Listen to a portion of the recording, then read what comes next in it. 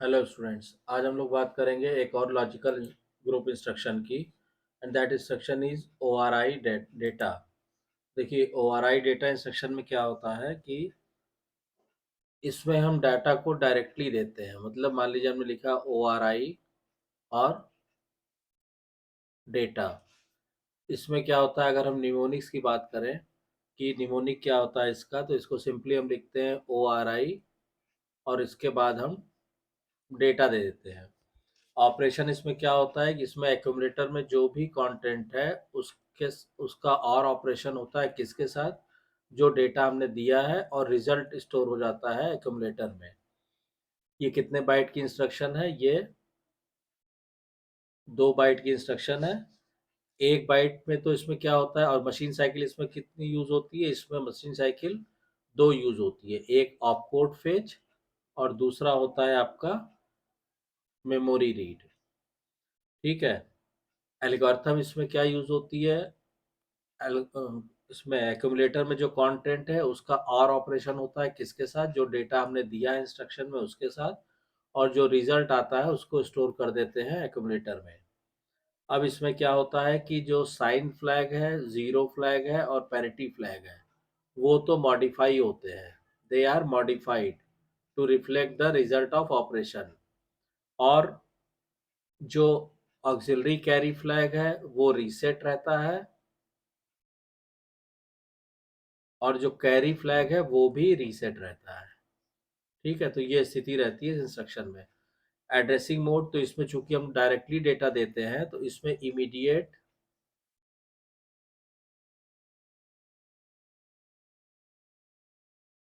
Addressing mode इस्तेमाल होता है इस इंस्ट्रक्शन में। टी स्टेट्स कितने यूज होंगे? तो मशीन साइकिल ऑपकोड फेच के 4 हो गया और मेमोरी रीड का 3 हो गया, यानी टोटल 7 टी स्टेट्स जो है इसमें यूज होते हैं। ठीक। अब हम ये बात करें कि ये इंस्ट्रक्शन करता क्या है, तो सिंपली इसको हम लिख सकते हैं कि लॉजिकली और इमीडिएट डाटा विद एक्यूमुलेटर। ये जो है लॉजिकली और ऑपरेशन परफॉर्म करता है इमीडिएट डाटा का, इमीडिएट डेटा विद एक्यूमुलेटर। ठीक है, यानी the contents of accumulator are ORed with 8-bit data specified along with the instruction, and the result is stored in the accumulator। ठीक। अब example अगर दे तो मान लीजिए हमने कहा कि हमने इसको ओ आर आई और 20H ये इंस्ट्रक्शन हमने दिया एग्जीक्यूट होने के लिए। अब इसमें हमने मान लिया एक्यूमुलेटर में इनिशियली क्या है, एक्यूमुलेटर में है 55 एंड इंस्ट्रक्शन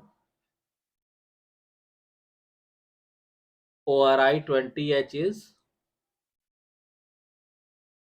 इज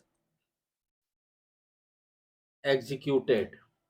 ठीक है, तो एक्यूमुलेटर कितना हो गया? एक्यूमुलेटर हो गया आपका 0101 और 0101। ठीक है, ये हो गया एक्यूमुलेटर। और डेटा जो हमने दिया इंस्ट्रक्शन के साथ में वो कितना दिया है? 20, यानी 0010 और जीरो का हो गया 0000।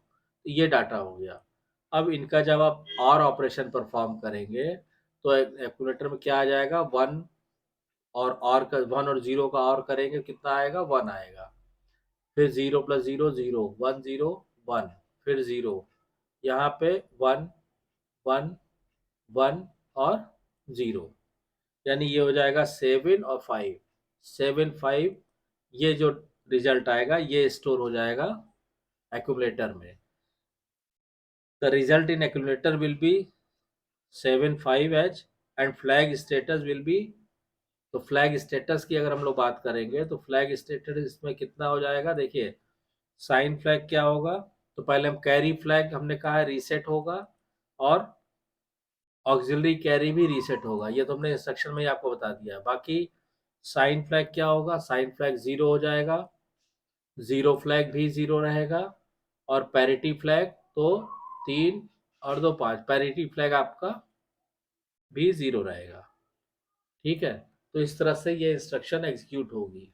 रजिस्टर्स में क्या स्थिति रहती है बिफोर एग्जीक्यूशन और आफ्टर एग्जीक्यूशन, उसको हम लोग डिस्कस कर लेते हैं। तो यहाँ पे देखिए बिफोर एग्जीक्यूशन रजिस्टर में क्या स्थिति रहेगी माइक्रो प्रोसेसर में। तो एक्यूमुलेटर में क्या है बिफोर एग्जीक्यूशन 55 है, तो ये हमने लिख दिया 55। और जो हमने डाटा दिया है, डाटा क्या दिया है 20, तो मान लीजिए हमने ये यहाँ पे दिखाया से दिस इज डेटा 20। इन दोनों का क्या होगा, इन दोनों की ऑरिंग होगी, तो मान लीजिए हमने यहाँ पे एक और गेट लगाया। ठीक, अब इसमें क्या होगा कि एक डाटा तो आपका आएगा यहाँ से, ठीक है, यानी ये आ गया आपका ये, और दूसरा डाटा आएगा ये। ठीक, और इसका जो आउटपुट है वो चला जाएगा किसमें, एक्यूमुलेटर में, यानी यहाँ पे। तो एक्यूमुलेटर में क्या आ जाएगा, ये आ जाएगा 75। ठीक, और ये जो डाटा था आपका 20 जो आपने दिया था, इसमें कोई चेंज नहीं होगा, तो ये एग्जीक्यूशन के बाद भी ये डाटा एज इट इज यहाँ पे 20 रहेगा। तो इसका मतलब क्या हुआ कि the contents of accumulator are ORed with immediate data and result is stored in accumulator. ठीक है, अब इसमें टाइमिंग डायग्राम की जहाँ तक बात आती है, तो जैसे हमने देखिए ऑलरेडी आपको बताया हुआ है कि टाइमिंग डायग्राम सारे लॉजिकल इंस्ट्रक्शंस को ग्रुप में डिवाइड करके, जब लॉजिकल इंस्ट्रक्शंस खत्म हो जाएगा उसके बाद हम आपको टाइमिंग डायग्राम जो है बताएंगे।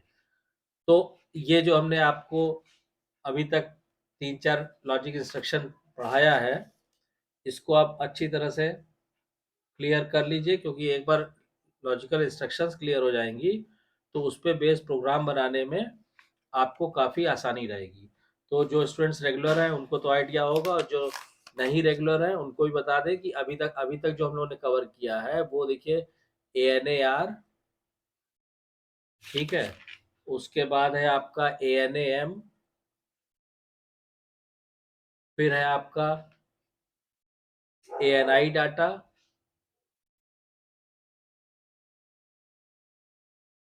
ठीक है, फिर ORAR,